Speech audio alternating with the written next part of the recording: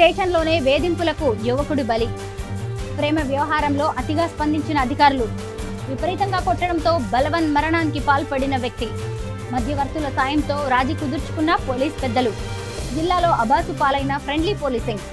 2 లక్షలు చెల్లించి చేతులు దులుపుకున్న పోలీసులు. కొందరు అధికారుల అత్యుత్సాహం వల్ల ఫ్రెండ్లీ పోలీసింగ్ అబాసు పాలవుతోంది. పైరవీలు చేసే వారి మాటలు నమ్మడం, అతిగా స్పందించడంతో ఓ వ్యక్తి ప్రాణాలు కోల్పోయాడు. ఇలాంటి నోటీసు ఇవ్వకుండా ఓ రోజంతా పోలీస్ స్టేషన్లోనే చితకబాదడంతో ప్రేమ వ్యవహారంలో కౌన్సిలింగ్ కాస్త యువకుడి ఆత్మహత్యకు దారితీసింది.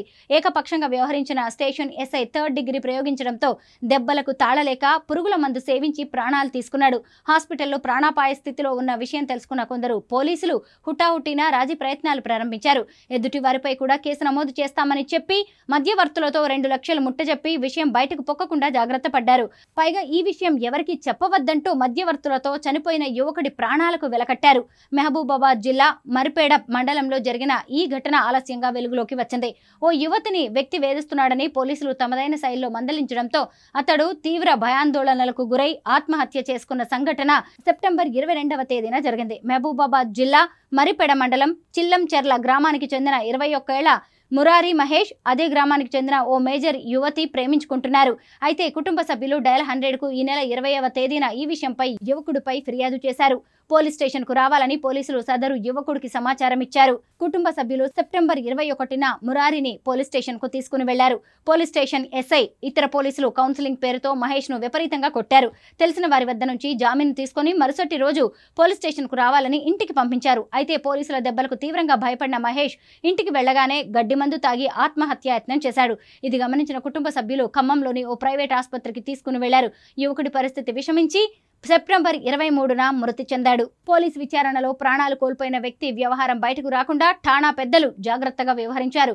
యువకుడి పేదరికాన్ని అడ్డుపెట్టుకుని 2 లక్షలకు బేరం మాట్లాడారు. దవాఖానాలో చికిత్స పొందుతున్న టైంలో తీసుకున్న మరణ వాంగ్మూలం రికార్డు మాయమైపోయింది.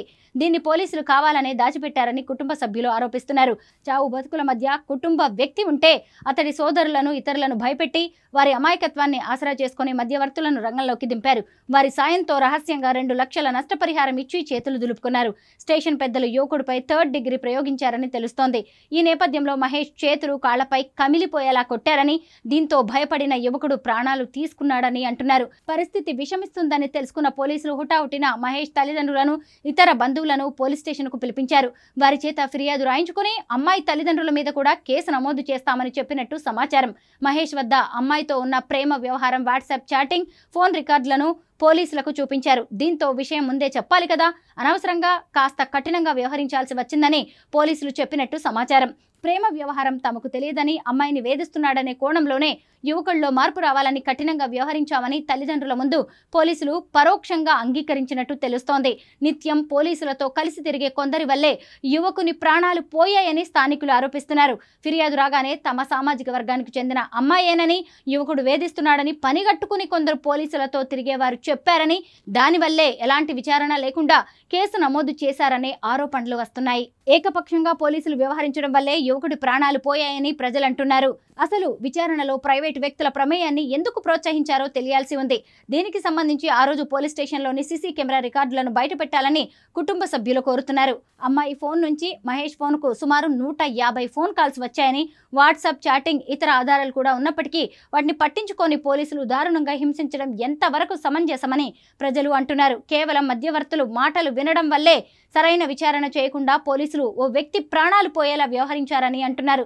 దీనిపై వెంటనే జిల్లా ఎస్పీ స్పందించి విచారణ జరిపించాలని, బాధ్యులను కఠినంగా శిక్షించాలని మహేష్ తల్లిదండ్రులు కోరుతున్నారు.